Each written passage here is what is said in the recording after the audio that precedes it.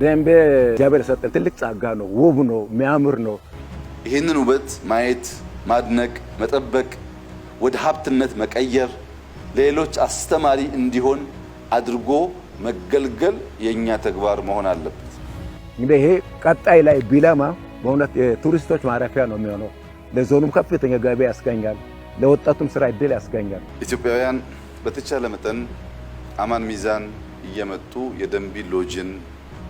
ማየት እንዲችሉና የኢትዮጵያን የውበት ልክ የጸጋ ልክ ማስተዋል እንዲችሉ እጋብዛለሁ መድረክ ቢረከበውና ትኩረት ሰጥቶ ወደ ልማት እንትን ቢል አንደኛ ለዞናችን ከፍተኛ ገቢ ነው ቱሪስቶች ይመጣሉ ሌሎች ከሀገር ውስጥ እንግዶችም ኢትዮጵያኖችም ሊመጡ ይችላሉ ለመድረክም በእውነት